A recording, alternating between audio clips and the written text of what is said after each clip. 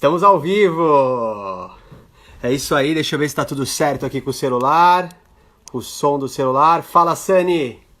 Seja bem-vindo, tá tudo certo com o som aí? Olá, mãe, tudo bem? Mágico Lorax, seja bem-vindo. José Luiz. Bora! Oscar já mandou uma mensagem pra mim, vamos? Estou online. Tudo bem? Olá! Ideoli Zancopé, seja bem-vinda. Minha mãe, boa noite, mãe. Que legal que você está aqui. Estou ao vivo. Vou mandar aqui pro Oscar já que eu estou ao vivo. O Oscar já me mandou uma mensagem aqui perguntando se está tudo certo. A Cíntia também. Olá, Cíntia, tudo bem? Seja bem-vinda. É isso aí.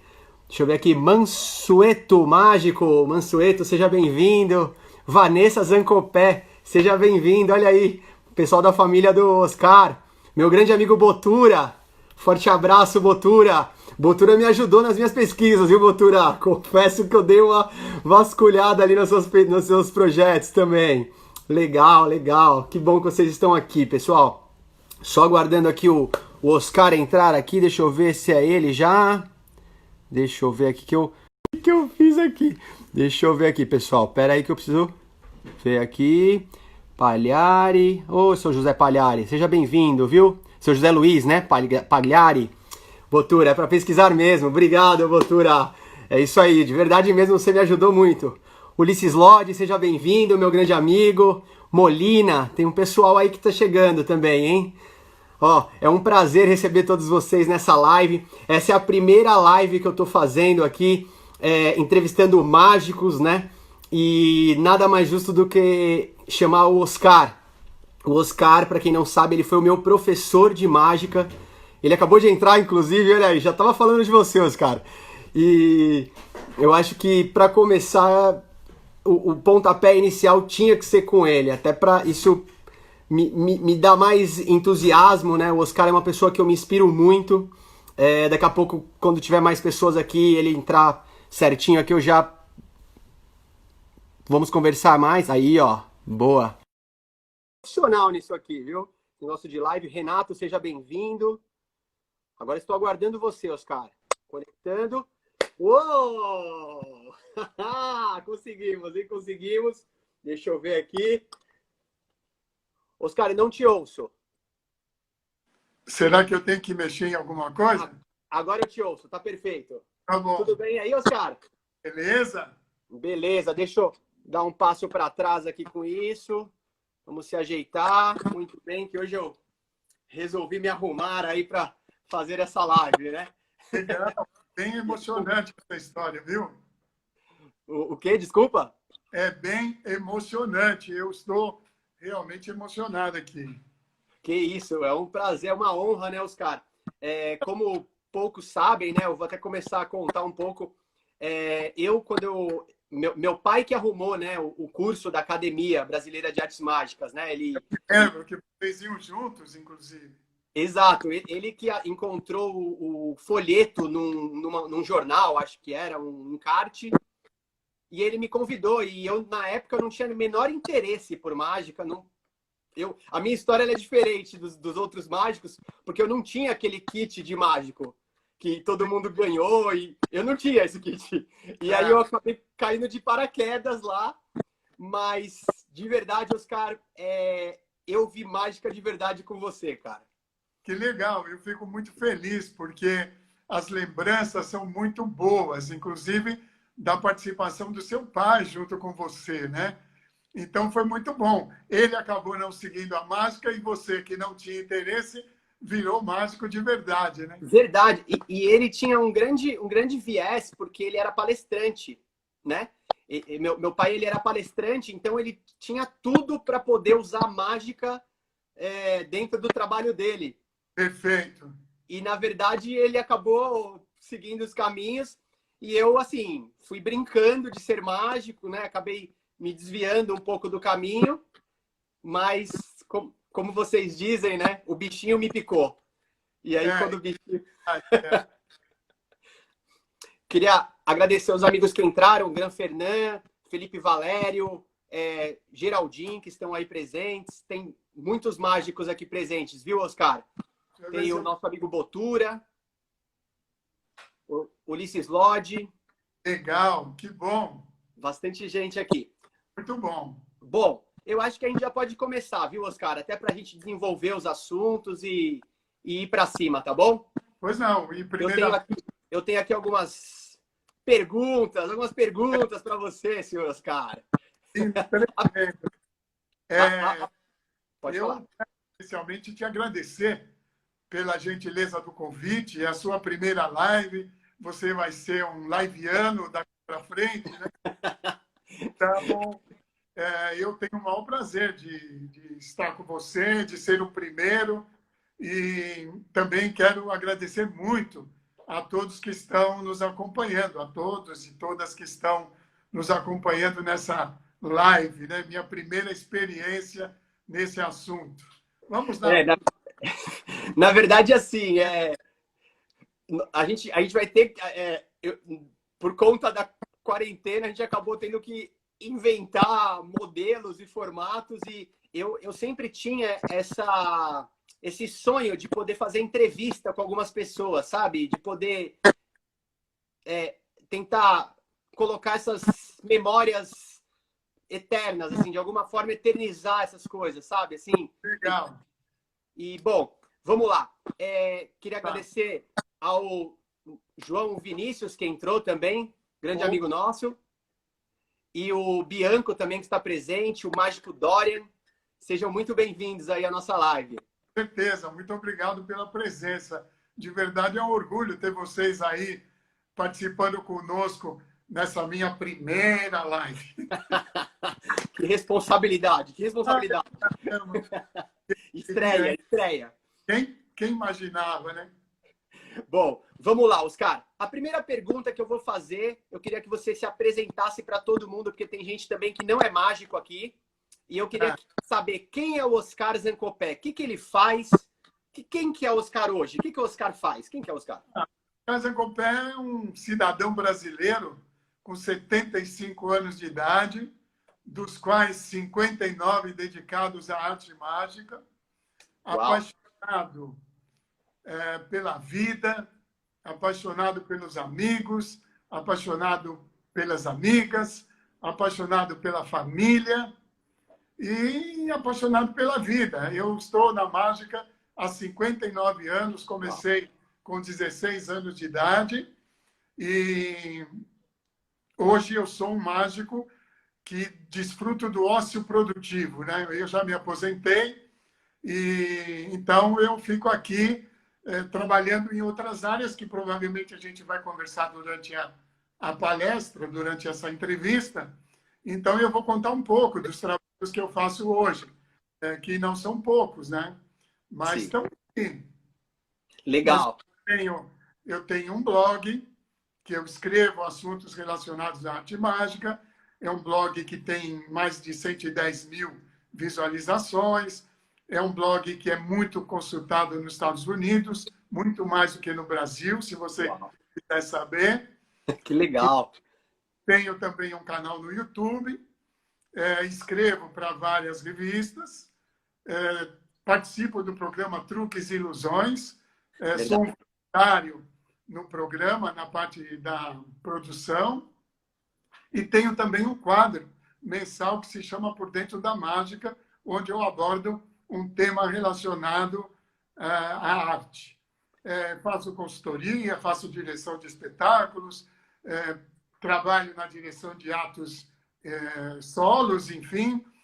Estou envolvido com a mágica praticamente 24 horas por dia. Que legal. Você conseguiu manter ali a chama acesa, né?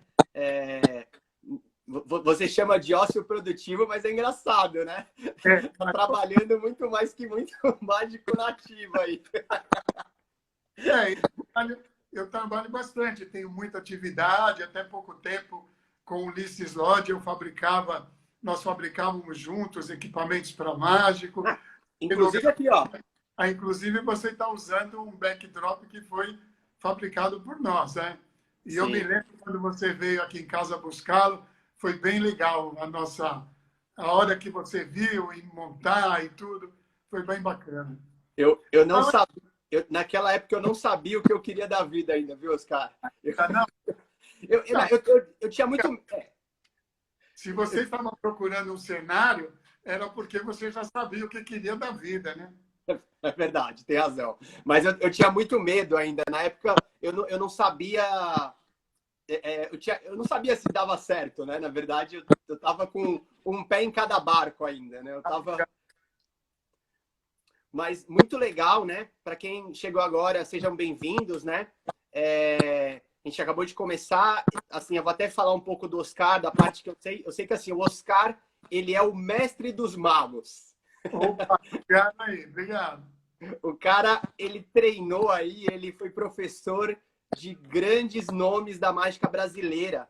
Olha aí, o Filipe foi entrando aí, meu primo, lá de Campo Grande, no Mato Grosso. Ó, que legal, muito legal. Tem várias pessoas Zancopé aqui, viu, Oscar? Que É? entraram aí no começo. Vários Zancopés, muito legal. Olá, Miriam. Miriam trabalhou comigo há muitos anos atrás. Seja bem-vinda, Miriam. Pessoal de Desculpa. Mogi Guaçu, provavelmente, mas a minha prima está lá em Campo Grande também, a Ideli. E é isso aí. A Vanessa agora acabou de entrar, a filha da Ideli, minha prima. E estamos Legal. Muito bom. E vamos lá, Oscar. A minha segunda pergunta é: quando foi a sua primeira experiência com a mágica? Tipo, quando você viu um mágico ou você viu... Como foi essa experiência? Você foi num circo? Você viu na TV? Tinha um mágico na rua? Na verdade, foi no circo, né? Eu, eu era muito pequeno, eu devia ter uns 8 anos de idade, mas eu conheci o circo já nessa idade.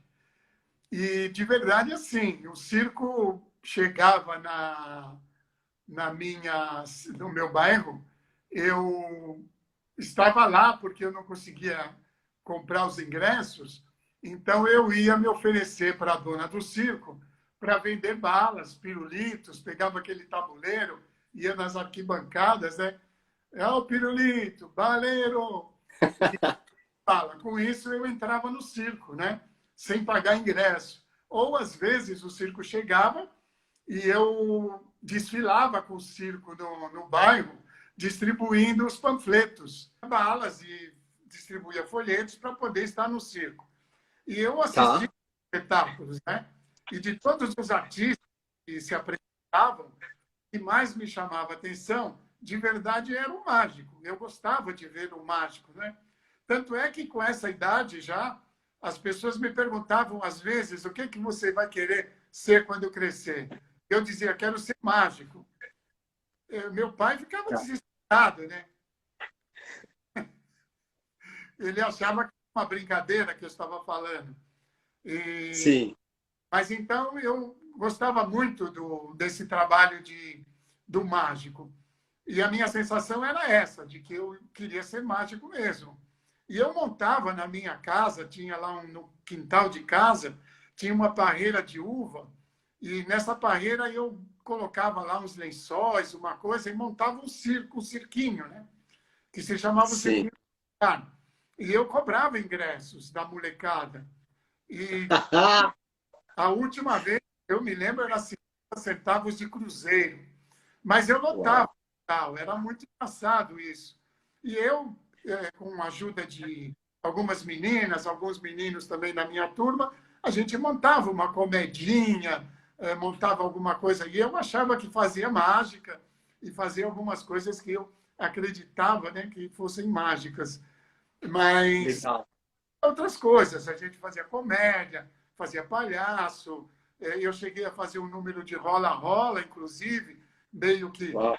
pouco, mas era o que eu via no circo e acabei fazendo também. Mas era pequeno, não era nada muito grandioso, mas fazia, e por aí.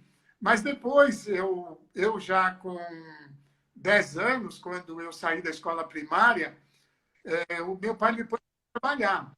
Então, eu fui Tá. para o salão de barbeiro, fui trabalhar no salão de barbeiro para aprender a profissão de barbeiro. E então, eu trabalhava no salão durante o dia e à noite eu ia fazer o ginásio, né? Eu já estava com quase 11 anos, eu saí da escola com 10, mas Tá. então eu fui fazer o ginásio, estudar o ginásio, e fiquei até os 14 anos no salão de barbeiro. E depois eu, com 14 anos, fui trabalhar numa metalúrgica, porque meu pai queria que eu fosse torneiro mecânico e não mais barbeiro. Era o que dava dinheiro na época, Oscar? Eram profissões assim da moda, né? Que tinham Tá, mais possibilidade. Por exemplo, meu barbeiro talvez pudesse ser um dono de um salão de barbeiro. tá, Como torneiro mecânico, eu poderia ser um gerente de uma metalúrgica, de uma oficina, enfim, de uma coisa tá, assim. Era uma profissão que realmente dava um certo status para as pessoas que tinham essa profissão. E eu fui tá. trabalhar na metalúrgica, eu tinha 14 anos, entrava às 6 da manhã, saía às 2 da tarde, e aí eu montei, onde lá eu fazia o meu circo, nós tiramos a barreira de e montamos um quartinho lá, e eu montei um salão de barbeiro. Então, eu trabalhava na metalúrgica até as 2 da tarde, ia para casa cortar cabelo até às 6 da tarde, e depois ia para a escola até às 11 da noite, 10 e pouco da noite, para Caramba. ir ao ginásio, né? E Isso você tinha uns 15, 16 anos, é isso? 14 até Uau. 16 anos. Então, Tá. eu fiquei lá até 16 anos, quando eu descobri a mágica. E como eu descobri a mágica? Com Como? 13 Essa é anos. a próxima pergunta. Então, Como? Manda bala, vai. era isso. Eu trabalhando, feito um louco, e vi um. Eu tinha comprado um livro de mágica e estava fazendo algumas coisas já para as crianças lá, né? Eu chamava as crianças, fazia as coisas que eu aprendia nos livros. No livro, na verdade, eu comprei um livro.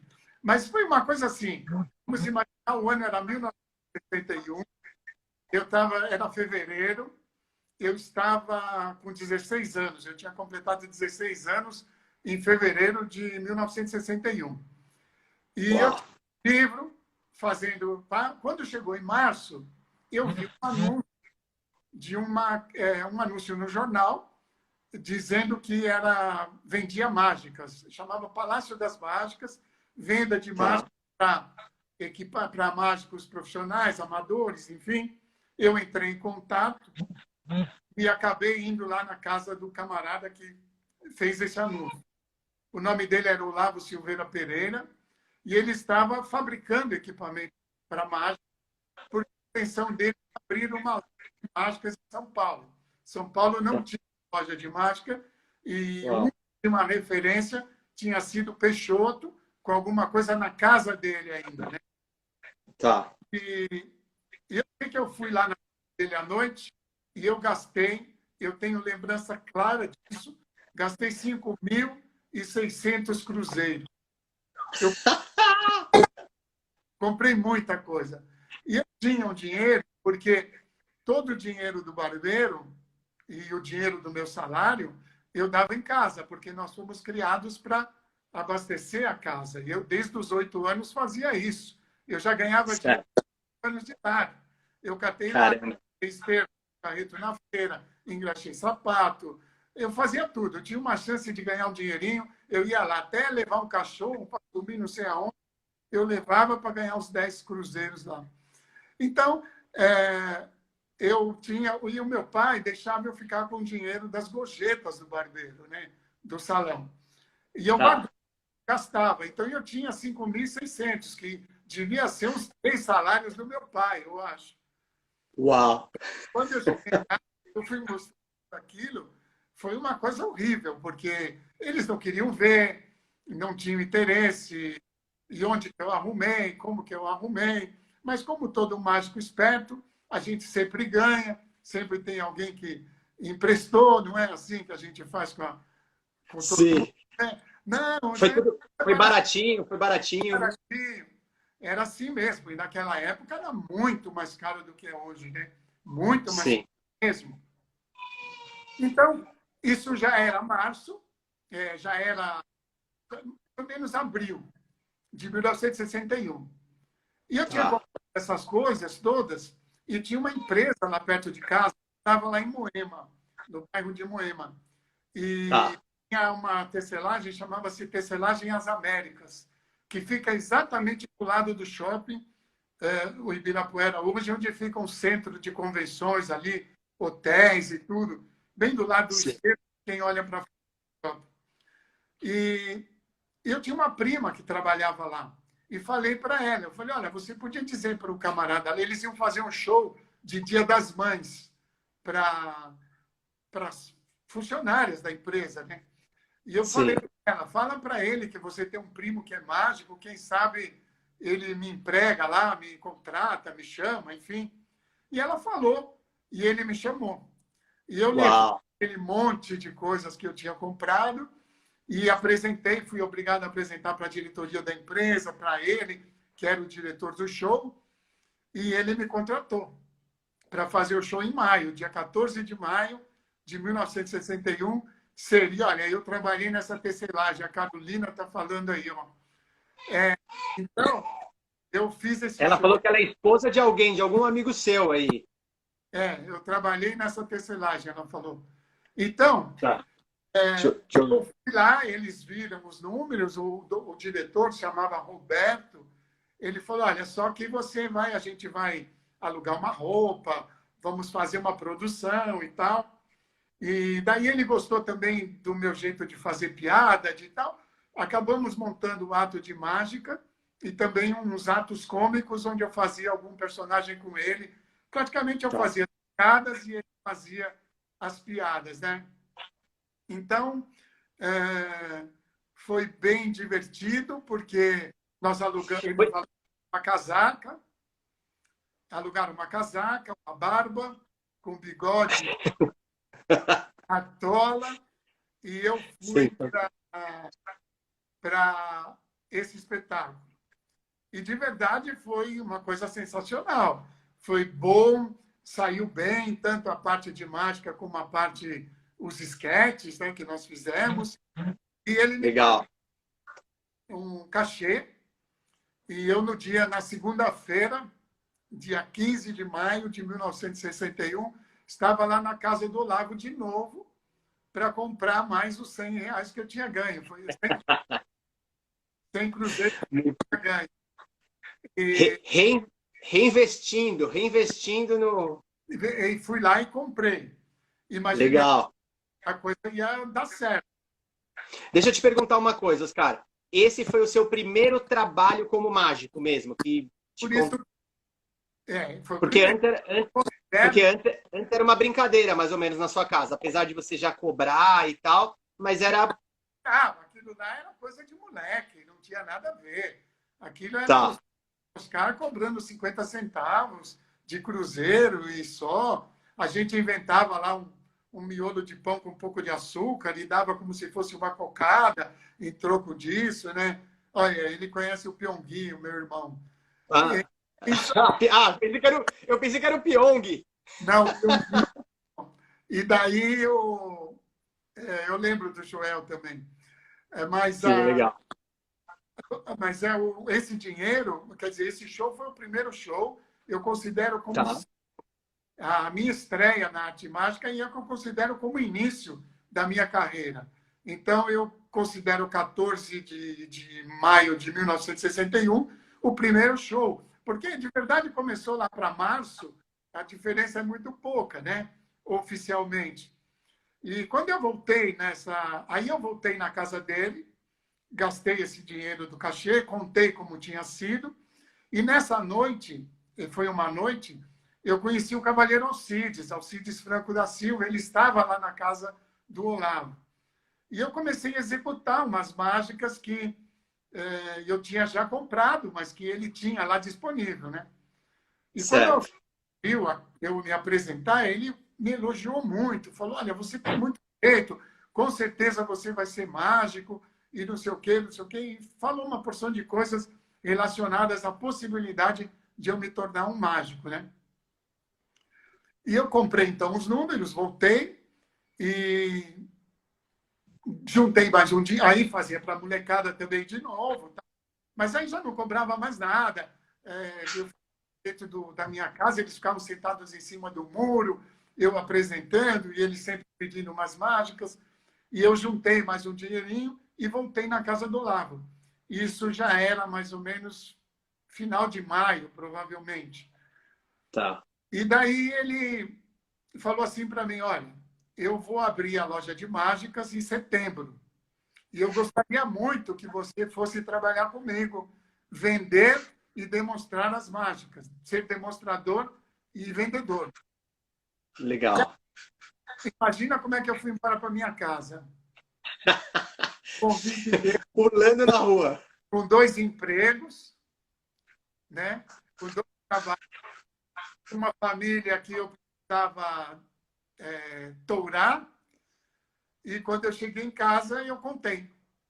E aí foi problema, tal, mas acabou tudo se acertando. Meus pais acabaram concordando. Eu saí da metalúrgica e fechei o meu salão e fui para a fábrica em junho. Já em junho, eu já estava na fábrica. Lá onde eu ficava as mágicas. E eu tinha que aprender a fazer as mágicas. Mas como eu era torneiro mecânico também, eu comecei a ajudar a produzir coisas no torno, fazer uma porção de coisas, torno, pintura revólver e uma série de coisas assim. E no primeiro dia que eu cheguei lá... Deixa eu te fazer uma pergunta, Oscar. Eram geralmente grandes ilusões? Eram números de caixas grandes? Não. Estava estocando, produzindo. Ele estava... Loja.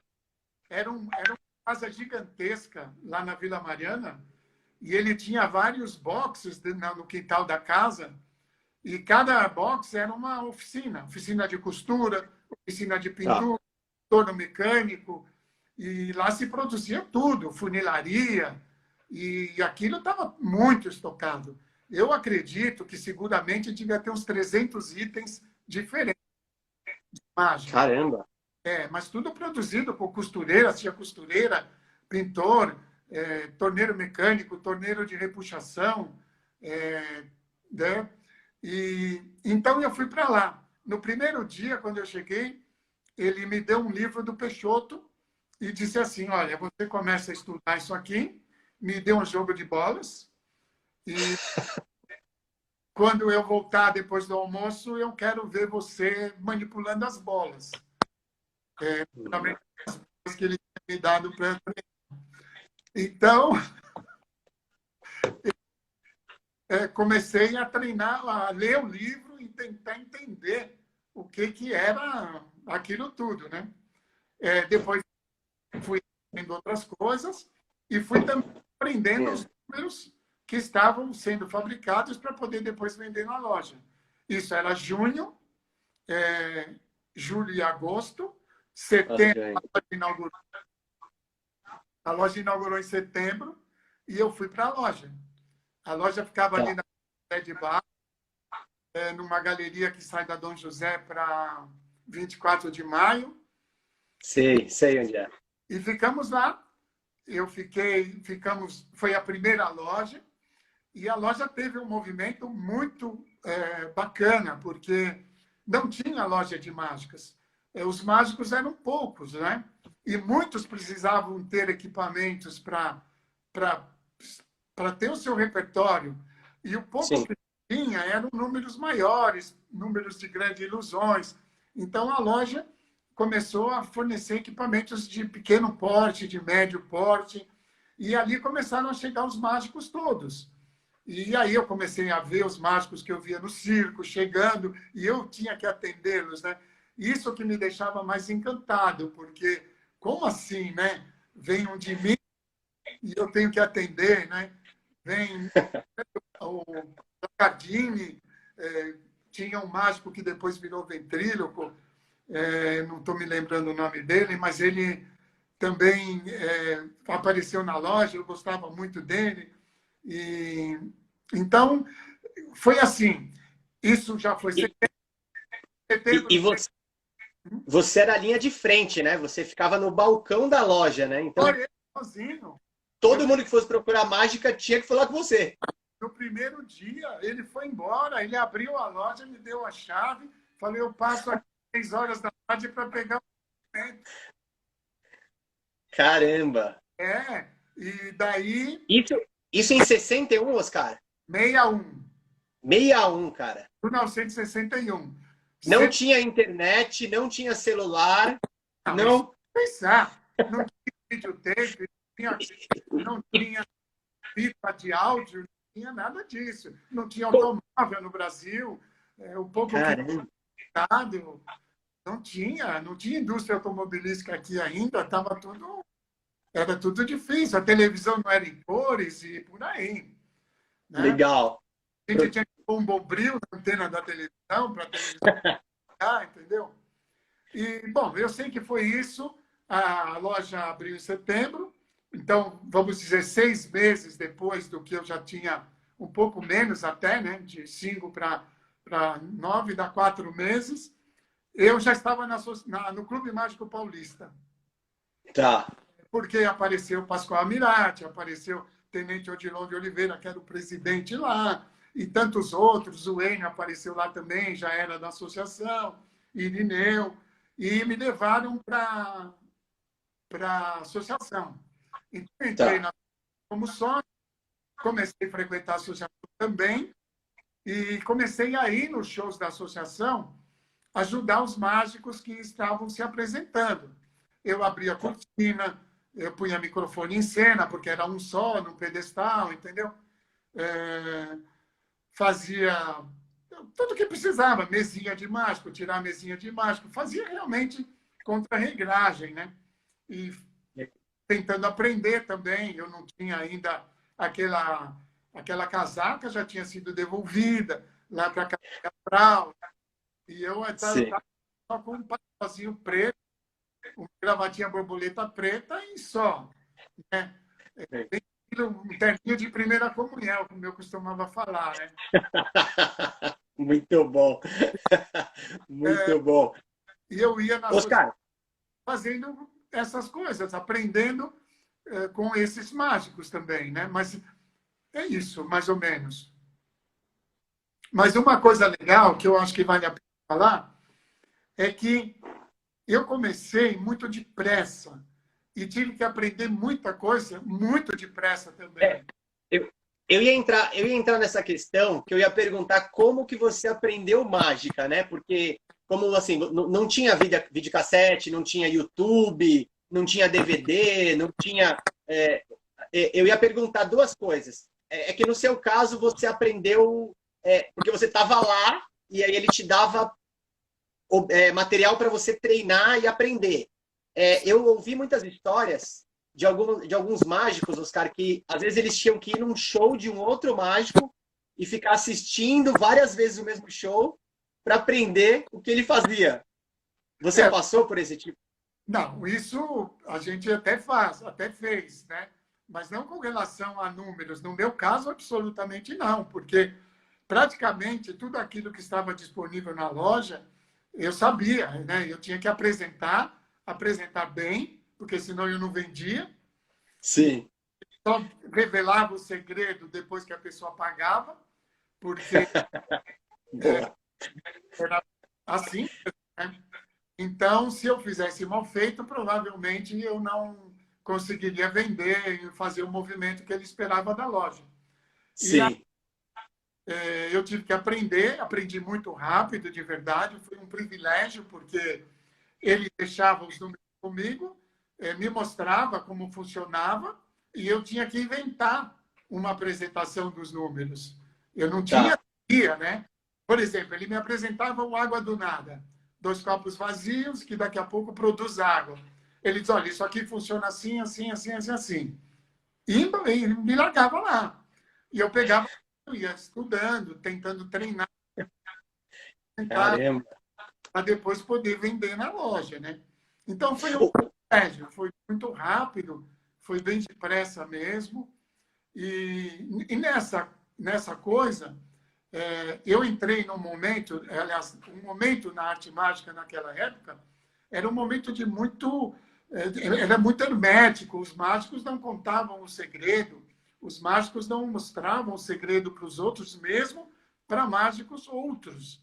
Então, por exemplo, o iniciante chegasse perto do mágico que tinha alguma coisa, saía de lá sem nenhuma informação, porque se tivesse uma roda de mágicos conversando sobre um número, ou mostrando um número, e chegasse um principiante, ou mesmo um amador, eles paravam a conversa, eles paravam a mágica só para o outro não ver, ou então não Meu aprender. Deus.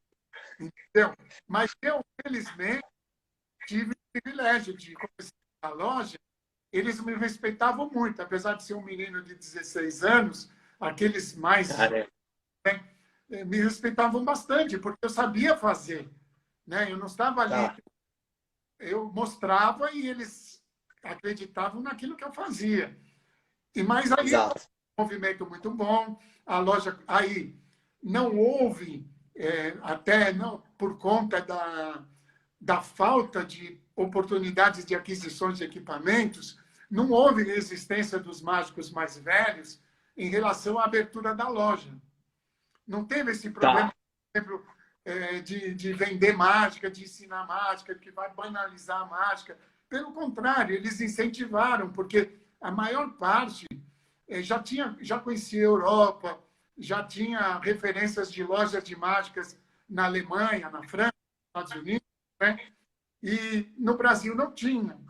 Então, eles acabaram achando legal a ideia. Mas a ideia era, a gente só vende mágica para principiante, aquelas mágicas que são consideradas mágicas de principiante, né?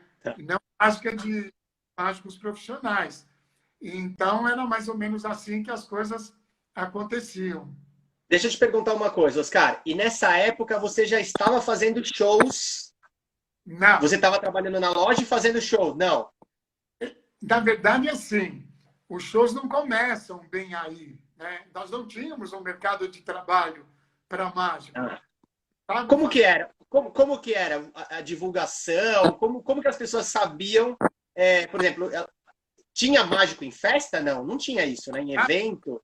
Não. Em empresa?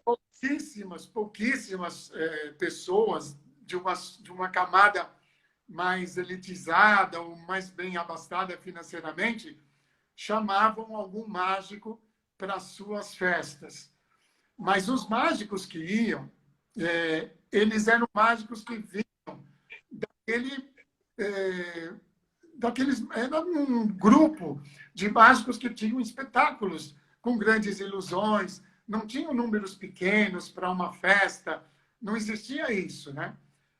Quando muito, tinha algumas coisas pequenas que eles chamavam de micromagia, mas que não se era mais para brincar no balcão do bar, brincar com os familiares, né?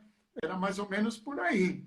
Então, eu me lembro de um mágico me falar que tinha feito uma festa e tinha levado a mala moscovita na festa de aniversário. Então, era isso que eles levavam. Pesca melhor Só dando uma explicação, mala moscovita, pessoal, é uma caixa de madeira gigantesca que o mágico ele faz uma transformação junto com uma bailarina. Então, é um aparelho que é muito grande para você colocar numa festa ou num salão. É algo que o ideal é ser apresentado num teatro, por conta do espaço mesmo do aparelho. Pode continuar, Oscar. Isso mesmo.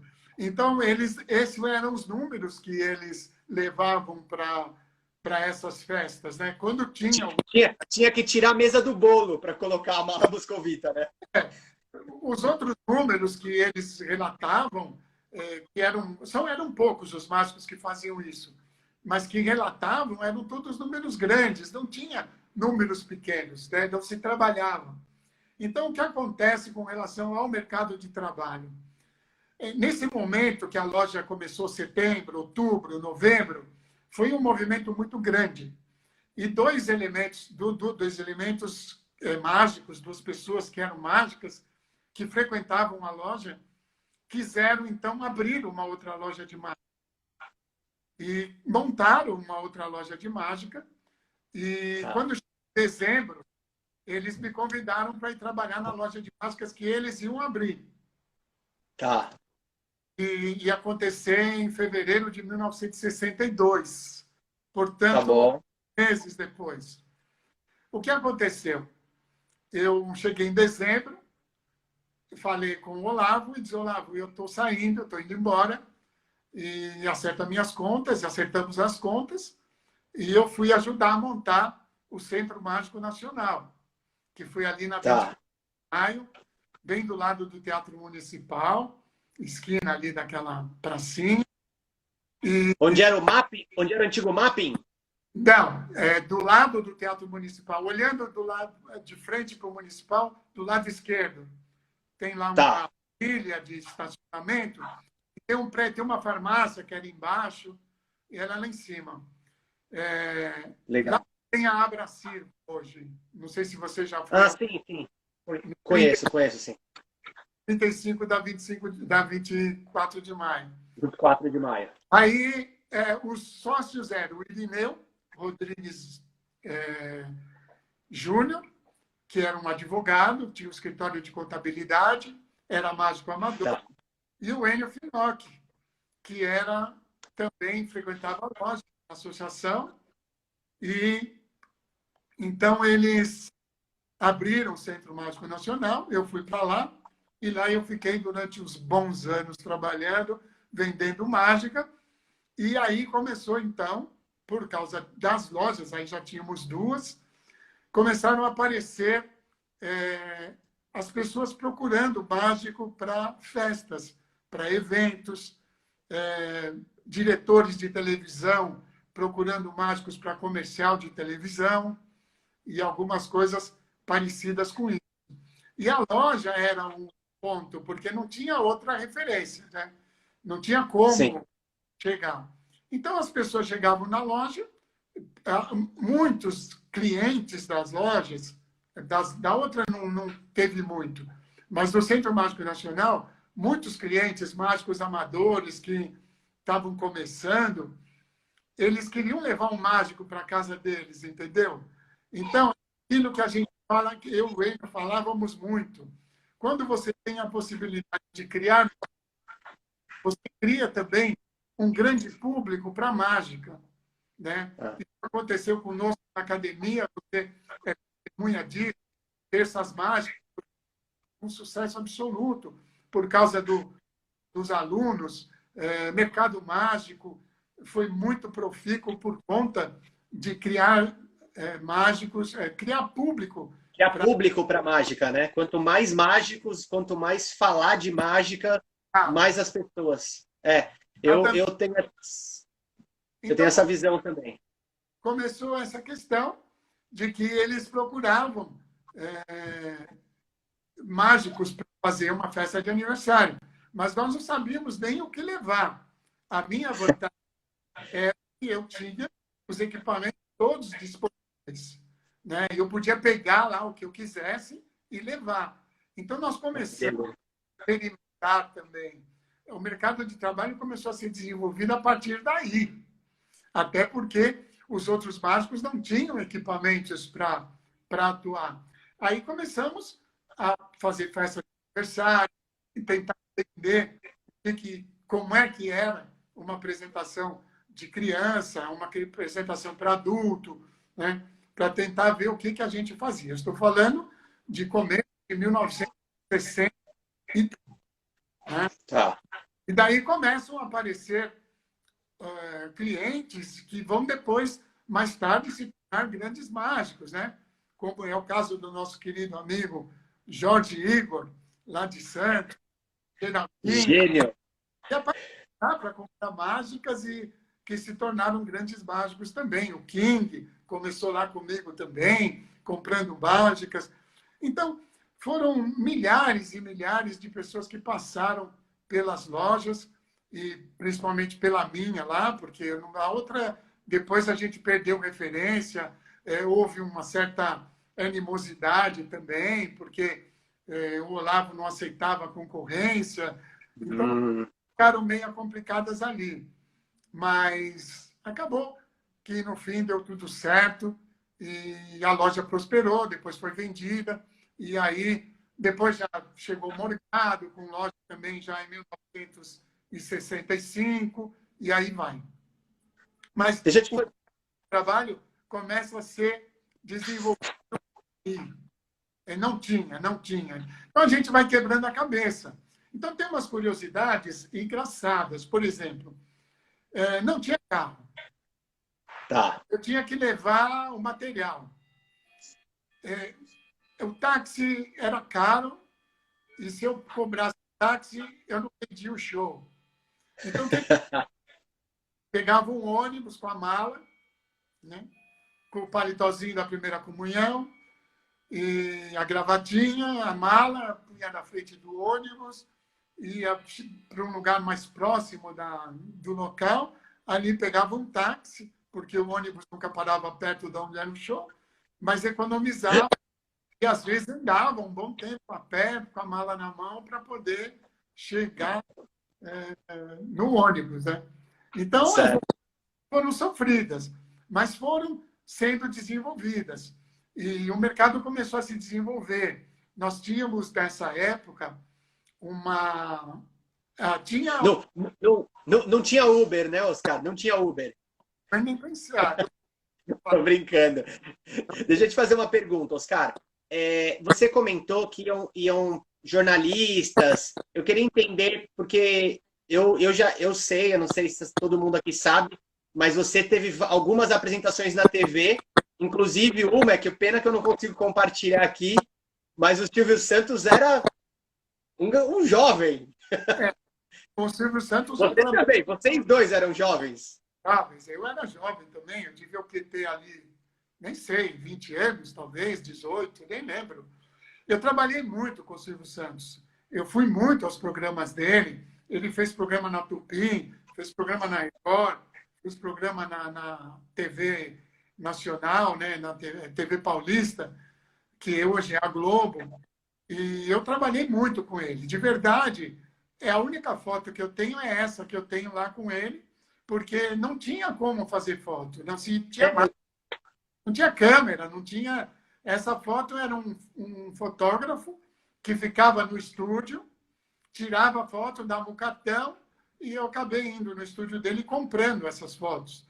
Mas não tinha como. Eu trabalhei com Hebe Camargo, eu trabalhei com Dercy Gonçalves, eu trabalhei com tantos apresentadores de televisão e não tenho foto de nada disso, porque o Wilson Simonal, ele tinha um programa que era assim, um programa de maior audiência da televisão brasileira, chamava Vamos Embora, era no Teatro Paramount, ali na Brigadeiro Luiz Antônio, onde é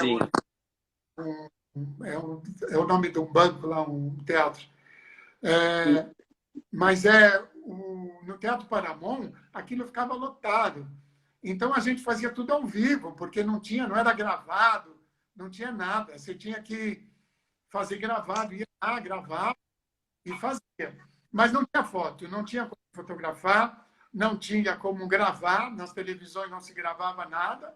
O videotape veio muito meio mais para frente um pouco, e era muito complicado fazer. Não eram todos os programas que eram gravados, porque era caro, era trabalhoso, enfim, era uma coisa difícil. Então, fotos dessa época sempre foram muito difíceis da gente obter. Obtinha quando um mágico, algum amigo mais riquinho, que tinha uma câmera fotográfica, tirava umas fotos. Mas só para você imaginar, o filme depois ia para o Canadá para ser revelado. Uau. Caramba! Depois copiado. Não tinha selfie, né, Oscar? Não tinha esse negócio de selfie. Depois... Tô brincando. O Teatro Paramount... Era muito caro. O cara com 12 poses, ele fazia 2 na festa e estava bom, porque ele tinha que economizar mais. Para fazer nas outras. Né? E quando apagava tudo, na hora de revelar não tinha nada lá dentro e perdia tudo. Oscar, só falando, o Teatro Paramount, ele virou o Teatro Renault hoje. Exatamente. E ele é lindo, né? Um teatro lindo. Só dando uma pausa, agradecendo a presença de todo mundo que está aqui com a gente. Só vejo elogios aqui, Oscar. É uma sequência de elogios. Sim, porque eu estou vendo agora aí o Alessandro Luvisuto, lá de Botucatu, também conosco. É muito legal mesmo. São pessoas queridas. Eu estou muito feliz. O legal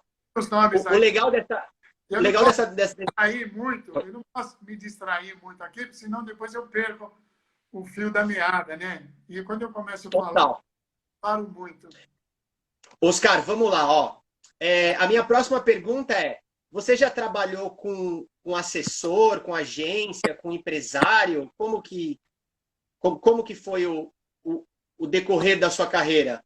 Então, aí, nesse meio tempo, a gente vivia também um momento dos clubes, esses clubes associativos, eram clubes que tinham muito movimento, muito. As pessoas, toda a vida social das pessoas eram nos clubes. Então, nós tínhamos grandes clubes aqui, principalmente em São Paulo. Eu trabalhei muito aqui nos clubes em São Paulo, mas a gente tinha todos, Clube Indiano, Clube Espéria, Clube Tietê, Clube do Ipiranga, esses clubes todos, Assírio Libanês, Monte Líbano, todos eram clubes da altíssima sociedade e que frequentavam os clubes, tinham uma vida social muito grande e levavam jantares, assim, normalmente os jantares de sábado, sexta-feira, fim de semana, de um modo geral, eram jantares muito concorridos, muito elegantes, né? E tinha shows com muitos artistas, né? Artistas da música, Calbi Peixoto, Angela Maria, Aguinaldo Raiol e tantos outros, Vilma Bentivegna, que vocês nunca nem ouviram falar, mas que passava tudo isso.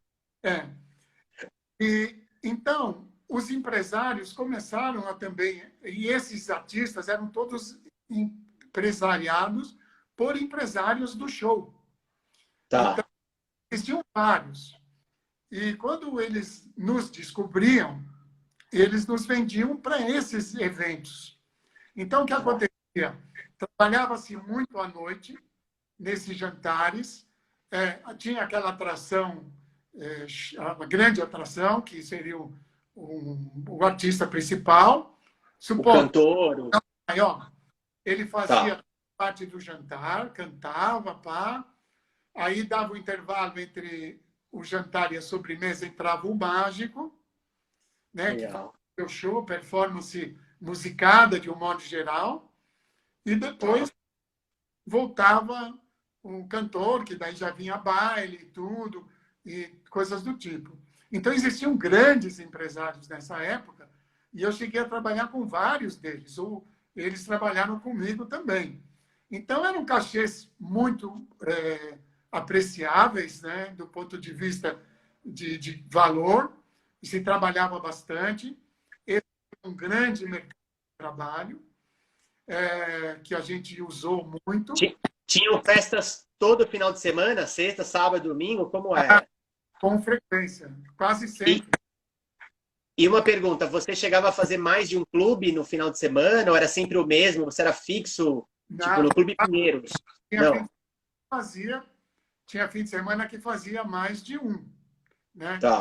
Fazia, por exemplo, um na sexta, podia fazer um no sábado, ou às vezes até fazia um no sábado, um na sexta, normalmente assim. Domingo já não tinha, por conta de que segunda-feira a vida era um pouco mais diferente, né? Mas de sábado e domingo a vida social dos clubes era muito grande. Fui muitas vezes para Santos, vários clubes de Santos e tudo isso. Então foi um mercado legal. Então nós tínhamos aí agora, tinha um mercado antes, que era o mercado do teatro de revista. O teatro de revista era um teatro bem bacana, musicado, com grandes vedetes sensacionais, bonitas, com números de striptease, mas ainda numa fase bem, assim, discreta. Mas diferente do que é hoje. Bem diferente. E atraía um público legal, né? Mas o teatro de revista, nessa época, já estava em decadência, ele já estava acabando. Então, poucos mais conseguiram trabalhar. Eu me lembro, no final, de um grande empresário do teatro de revista, Walter Pinto, de ter assistido o Dracon, numa revista musical, que era um ato maravilhoso também, de variedade, que entrava no espetáculo, né? Era um teatro todo entrecortado, com atos de comicidade, atrações de variedade, também os números de dança e os números de striptease, que eram de verdade os mais aguardados. Né? E eu frequentava de revista há 14 anos. Deixa eu te perguntar uma coisa. Você chegou a trabalhar em circo, Oscar? Não, eu trabalhei em circo alugado para empresas, mas como circo mesmo não. Não, Itinerante, viajando, trailer, não, né? Não, não foi para esse caminho. E agora eu queria saber uma coisa, Oscar. Eu queria que você contasse uma história engraçada que aconteceu em alguma das suas apresentações. Alguma história que você se lembre, que você fala, nossa, esse dia foi... Não, eu não tenho nada, assim, não tenho lembrança de nada muito, de que tenha acontecido alguma coisa que foi engraçado porque deu errado, ou foi engraçado porque o espectador reagiu de forma diferente. Eu não tenho muito isso. Eu, felizmente, eu nunca tive, assim, nunca deu errado um número, né?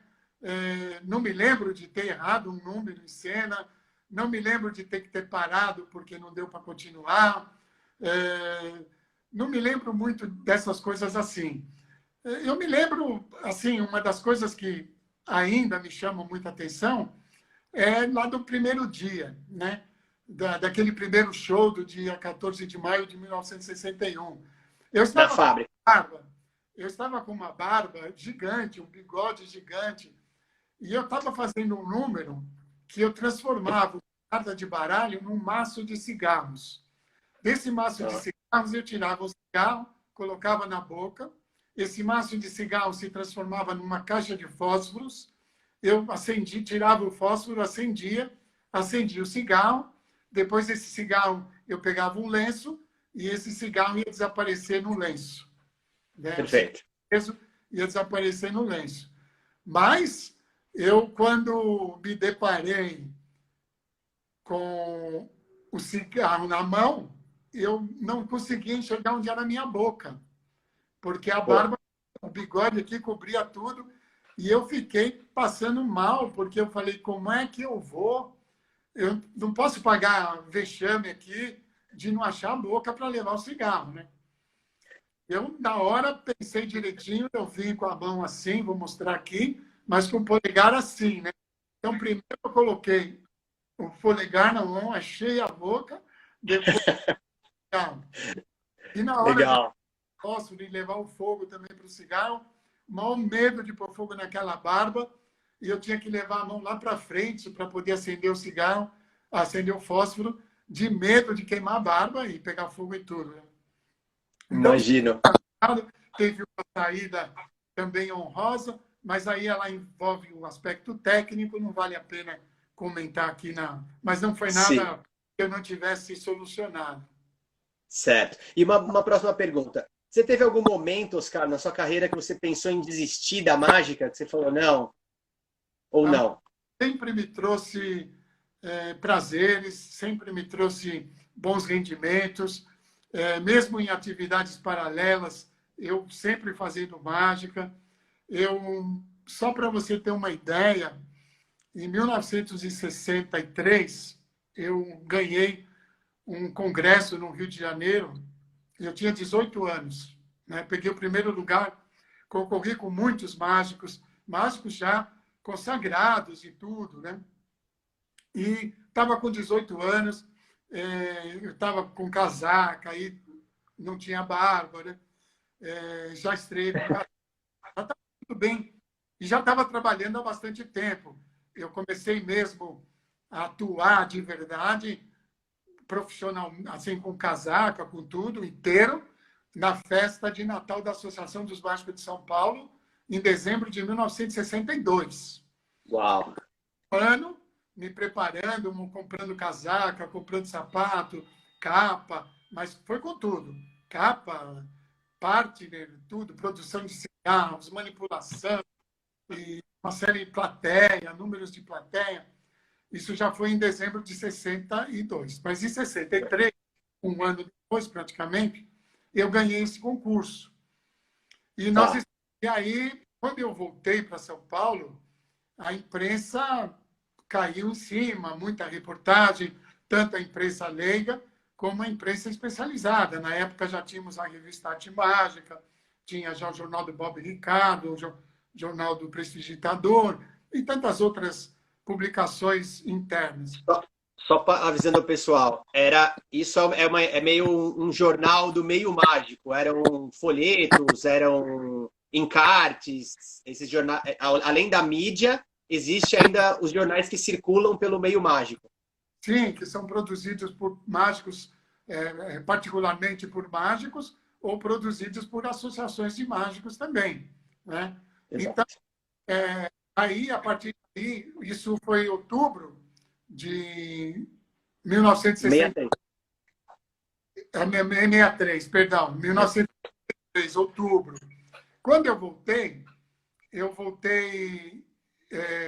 comecei a trabalhar, pegar algumas coisas, e já estavam aparecendo os navios, os cruzeiros marítimos, que até então a gente não tinha aqui no Brasil também.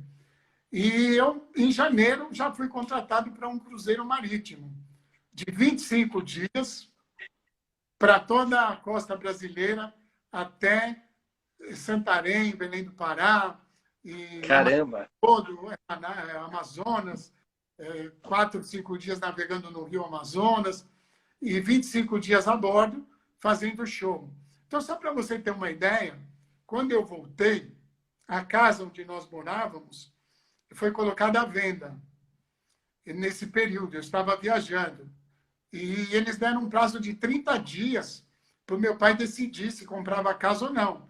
Mas o meu pai não tinha os 30% de sinal que era para dar na compra da casa, né? Quando eu cheguei, eles estavam todos apavorados, porque como assim, né? E eu tinha trazido o dinheiro para dar o sinal na casa. Putz, que legal! Então você vê que eles pagavam muito bem. Esses shows todos eram muito bem.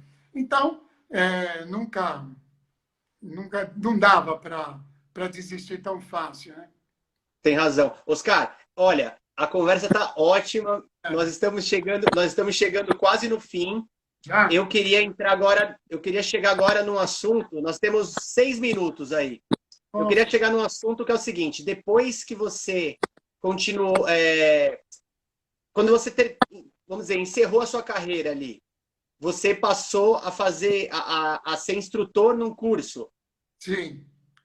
E aí eu me aposentei, quando eu completei 32 anos de exercício da profissão, eu me aposentei. E imaginei que ia fazer, eu ia ficar tranquilo. Acabei pegando outros trabalhos, como apresentador de espetáculos de boneco, mas num trabalho, se eu for detalhar, ele é um pouco demorado, mas um trabalho muito bem remunerado também, e que eu só pude fazer graças ao fato de eu ter me aposentado de mágico, senão eu não poderia ter fechado um contrato que durou 2 anos, né? Sim. Depois eu tive alguns outros problemas de saúde com minha mãe, então eu fiquei mais que dedicado a ela, e depois eu resolvi mudar de São Paulo, com o falecimento dela, para poder dar um apoio também para o meu pai, e nós ficamos morando lá durante 8 anos. Nesse intervalo, o Enio me chamou para ser instrutor da Academia Brasileira de Arte Mágica. E eu fui, tanto que quando você fez, eu morava em São Vicente. Eu vinha ao sábado da aula e voltava para lá. E eu fiquei 7 anos na academia, trabalhando como instrutor. E como instrutor, eu comecei a perceber, comecei a descobrir, na verdade, que eu tinha um conhecimento que eu não imaginava que eu tivesse, né? Porque muito daquilo que a gente falava no curso, quase tudo que a gente falou no curso, foi baseado na nossa experiência, no nosso conhecimento, na nossa vivência. Então, quando eu comecei a falar, eu comecei a perceber que eu tinha conhecimentos que eu não imaginava que eu tivesse. Então, eu comecei a oferecer alguns trabalhos de consultoria para alguns mágicos que terminassem o curso e quisessem dar continuidade. Então, eu comecei com o Hirokan, foi um show maravilhoso, depois veio o Ulisses Lodge, que está no mercado até hoje, atuando com grande sucesso, é detentor de uma grande fatia do mercado voltado para crianças, e isso foi assim, quer dizer, foi por conta disso que eu comecei também a trabalhar. Comecei a fazer direção, fui muito feliz na direção de atos, porque todos os atos que eu dirigi foram exitosos. E todos os que eu dirigi que competiram também foram premiados, né? Tem 3 títulos da Zoma, tem a Gemária, tem o Congresso de Março de 2006, enfim, muitos prêmios.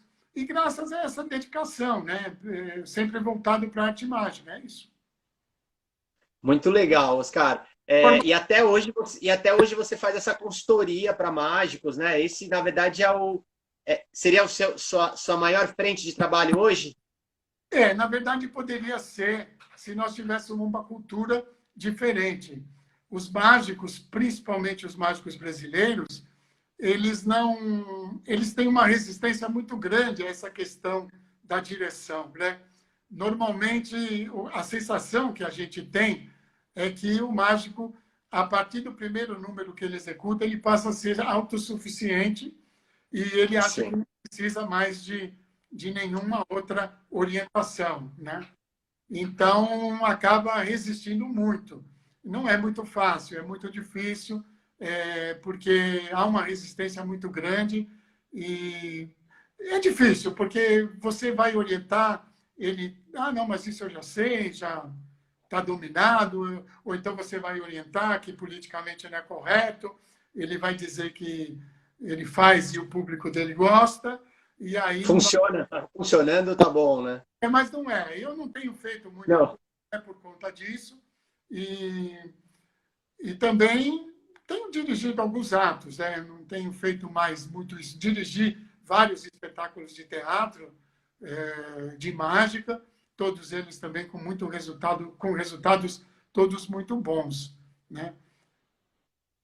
Muito legal. Oscar, a gente está a 1 minuto de encerrar essa live. Parabéns pela live, das melhores que assisti até agora. Quando o tema é mágico, conhecer a história da mágica do Brasil. O pessoal está aqui elogiando, viu, Oscar? É assim, ó, pessoal. Muito obrigado. Uma alegria muito grande ter vocês conosco. Muito, muito feliz que tenham ficado até agora. Olha, eu queria agradecer a sua presença aqui nessa live. Foi emocionante poder falar, contar um pouco da história do Oscar. O Oscar é um grande gênio, um grande mestre da arte mágica no Brasil, com uma história incrível que nós todos podemos acompanhar. Queria pedir desculpas porque a live ela acaba encerrando com o tempo no Instagram, ela cai. Então a gente não conseguiu se despedir e agradecer a todos, mas todos que escreveram, que fizeram perguntas, fizeram comentários, tudo isso foi repassado e obrigado por acompanhar a gente. É isso aí, até a próxima. Tchau!